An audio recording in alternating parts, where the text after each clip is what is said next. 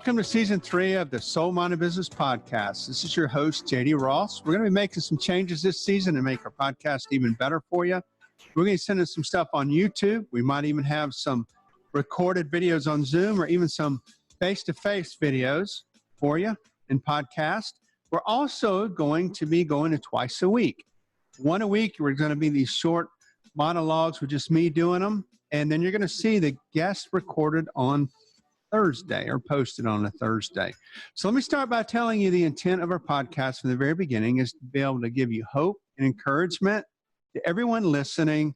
And as you take your own personal journey to find what it is that you're called to do, your purpose, whether it's in business or just some personal change you're trying to make, we try to do that through our guests and the resources that they share, and also through sharing our own personal journey on our podcast. So with that, that's what we hope in Season 3. And we look forward to seeing what we can do here and engaging with you in a little bit different way. So this podcast is going to be called Split Down the Middle. And I have a feeling that most of us are feeling this way now. So I'm going to share this personal example of what I mean by split down the middle.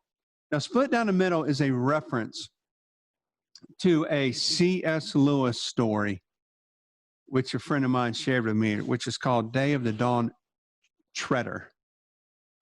And let me tell you the context of the story and how I heard about it, and then why I see it being applicable to so many of us today as we're facing a brand new environment that we're in, whether we're forced into it by the situation we find ourselves in these days, or we make a personal choice, which in my case was more of a personal choice that I made versus just what's going on around us, although I'm greatly impacted, like so many of us, by what we're facing today with COVID and some other things going on in the world. But let me tell you what I mean by split down the middle in the context of this.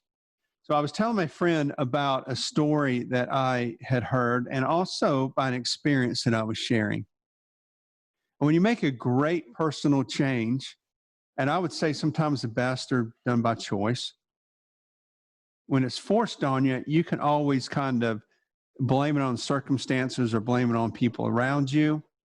But when you make the choice to change, then there's no one to blame it on other than yourself. So you really have to do a self-assessment.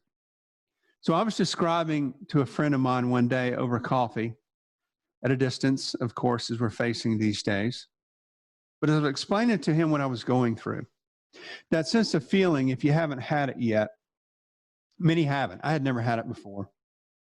Where so much in your life has changed that you're trying to become something that you've never been before, or you're trying to just get back to a place that you've never experienced. You haven't felt that way, then I'll describe a little bit differently. But if you don't know what you were going to do and you're trying to change directions, or you've made this leap into the great unknown, there's going to be a sense of removing the layers of yourself, whether it's layers of pride, ego, idols, things that you're pursuing. And in removing those layers, it's going to be incredibly uncomfortable. And it was for me.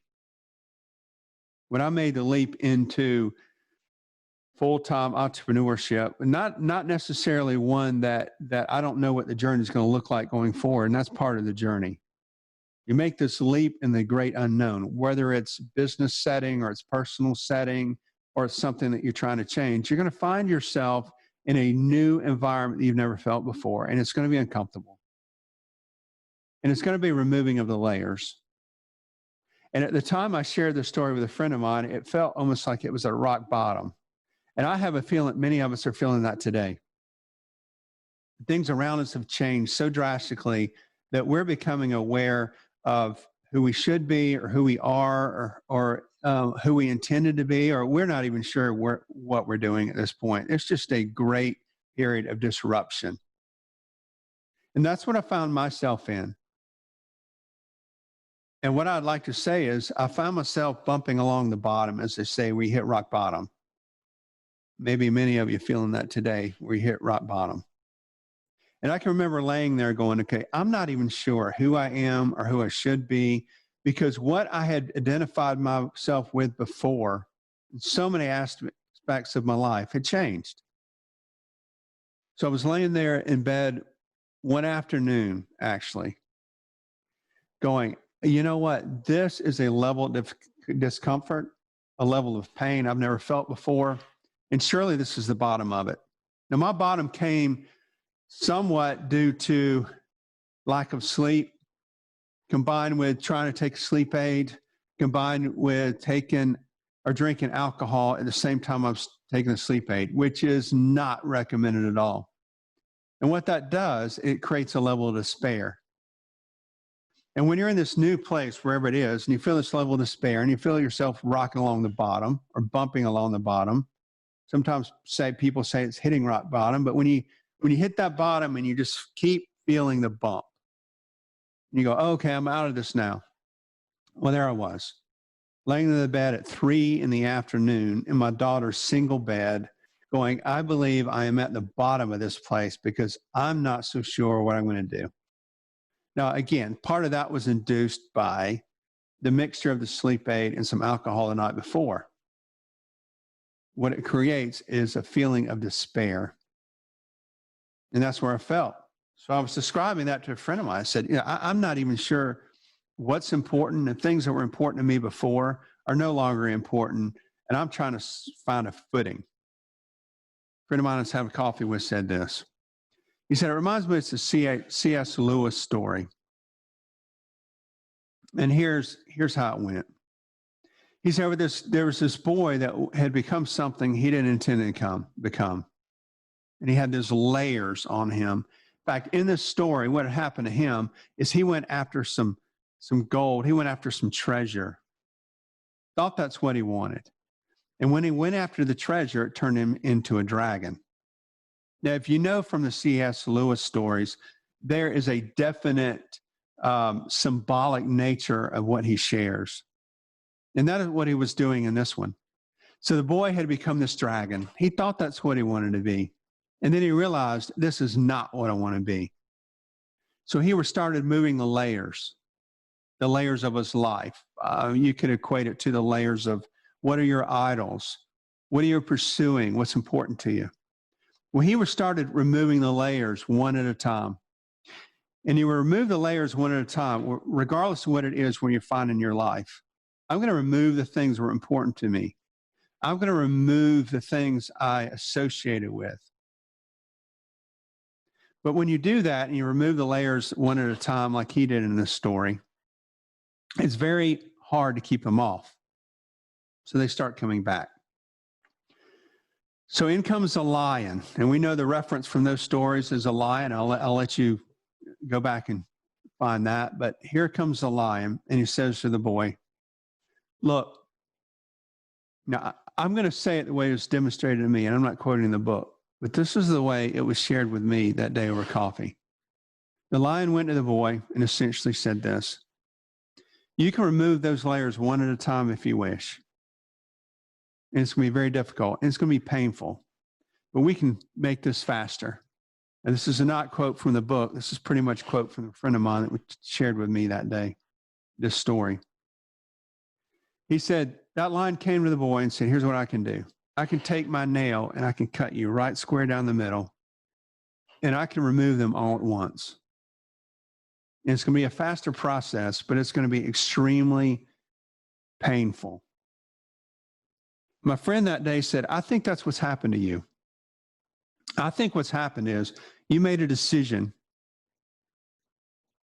and here comes in the lion, essentially. And he says, okay, I'm going to cut you down the middle, and I'm going to remove every single layer, but it's going to be extremely painful. Every single layer, for the most part, of what I identified with, what I based my life on, what I associated with, where I found my importance had been removed. Like so many of us find today, it's been removed. And when it was cut down the middle and removed all at once, the level of pain and discomfort was great. And that is what was happening to me.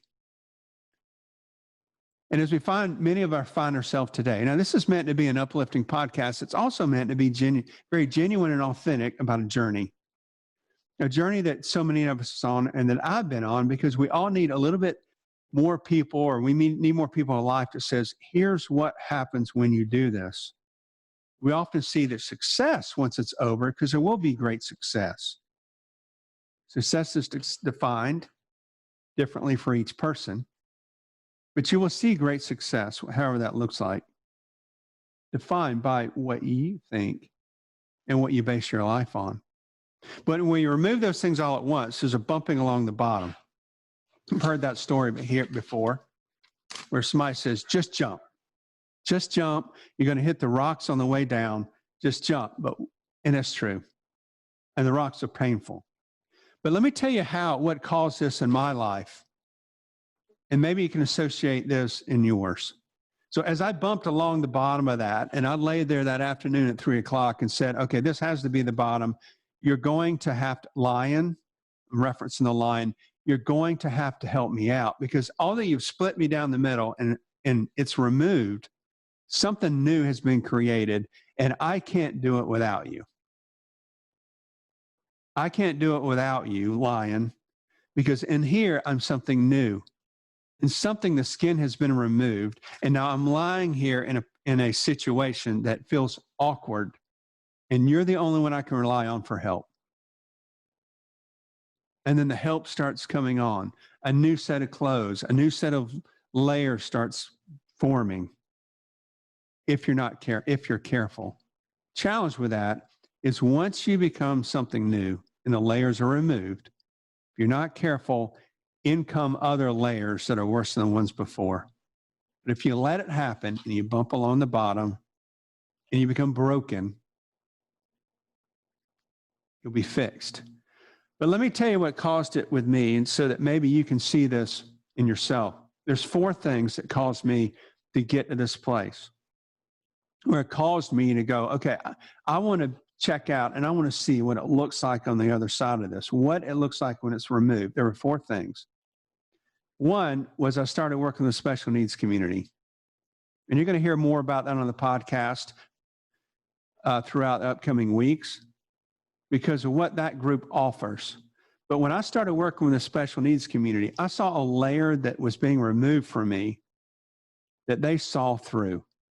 And what they see through is when you engage with that group, what you'll find is there's a level of genuine and authentic way of doing life that most of us have forgotten. And I have forgotten. It's a way of looking at life that says, I see you where you are, not for what I can get, not for what, in some cases, what I can give, not who you are or what your label is. I just see you at this very moment. And depending on how we're interacting together, I like what I see. It's a genuine, authentic view of life that will radically change your view if you'll let it. That was one. Second thing is we started selling our stuff. My wife and I said, not even sure why it happened. We said, look, we want to sell the house, just about everything in it, and move to a smaller place. Now, we're not of the age where you consider downsizing, and our kids were young. So we took everything, sold most of it, where our kids were raised for 11 years, and started selling it. What happens in that situation, and we're going to share this in more detail on the podcast, people around you start going, what are you thinking? Are you getting a divorce? Are you splitting up? Are you financial trouble? What's going on with you? No, we just said, and we're not even sure what the reason was, is that we need to remove some of the stuff from our life. And when you remove some of the stuff from your life, what you'll see is you're going to start seeing things that you were attached to that you weren't even aware of. The size of the house, the stuff you've purchased. You look through old pictures. You go, oh, well, what happened to that relationship? What was I thinking back then?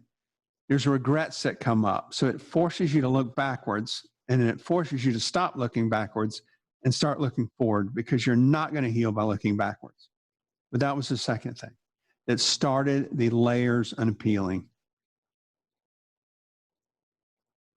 Third thing is I started considering what it was going to look like when I turned 95. Now, I'm very fortunate in that I have a grandfather who is 95, lives by himself, still drives, still works cattle from time to time, is still sharp in every single way and healthy. And when you have conversations with 95-year-olds, or you start asking them questions, or you start looking around you, you start looking forward at your own life and saying, what's going to happen when I turn 95? Where am I going to be? What am I going to look back on? And what I want to be remembered for, or do I even want to be remembered? It's not a matter of what you want to be remembered for. It's a matter of looking back and going, I wish I had. When you start looking at those situations and you start looking at life through that, reflecting forward, whether it's 30, 40, 50, 20 years, whatever it is, look forward and then go, what is it going to look back when I get to that age? What am I going to regret that I did or that I didn't do? Not a midlife crisis. Some people like to call it that. Oh, they had a midlife crisis. I think that sometimes is misstated. Call it what you wish. Doesn't really matter. Don't really care so much. It's just a matter of going, when I turn 95, what do I want to say, look back and say, I wish I'd done? Do I wish I'd taken more chances? Do I wish I'd taken more risk? Do I wish I lived life in a little different way? But when you start looking at it, and that's the third thing for my wife and I and family that we started reflecting on, what's it going to look like when we turn 95? And the fourth thing is I started listening to the podcast and reading books that have started expanding my view of things. When you start saying and identifying what it is that I want in my life, how do I want to live it? What do I want to be? And then you start listening to people that have done it and the resources that they've used, then it starts expanding the possibilities in your mind on what you can do. And that's what we started doing. We started going, okay, these are people that are living life the way we want to live it, not the way society says you should, not the way we've always thought we should, but they have said, here's where we're going, and here's how we got there, and we're going to share the journey, and we're going to talk to people who've done the same. When you expand your ability and your knowledge, and you expand your view, you will see things that you cannot remove once you see them. So that was in general, those are the four things. 1, working with special needs community. 2, selling our items, selling our house. 3, talking to people that were 95 and looking back and saying, what's most important to you? And then 4, expanding our view of life by engaging with people or listening to people that have done the things we hope to do. So let me start wrapping this up. It's all about this. The removing of the layers, the split down the middle, is all about changing your view. And we're being forced to have our view changed by now what's going on around us. Our views are being changed by what's happening around us. It's all about changing your view. Whether it happens to you, it's forced on you, or you do it yourself. It's changing your view of who you are and who you want to be.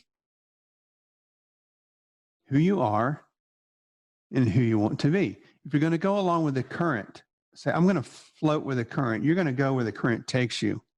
But if you're intentional to go, okay, even if it takes a split down the middle, even if it takes me jumping into the great unknown, I have to know what I was created to do or what my life should be like.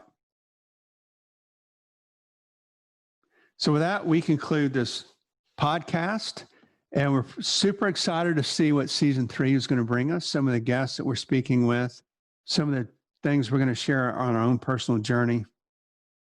As always, we ask you to engage with us by going to our website, soulmindedbusiness.com, drop your email address in there, no clickbait, nothing like that. Just try to share with you some resources. In some cases, we're going to be giving away some free things. It's just a different way to engage with you and help you on your own personal journey. And as always, I just ask if you have any feedback or any questions, just send me an email at jd@soulmindedbusiness.com. And with this, we conclude this podcast. And as always, we wish you all the best and we wish you peace.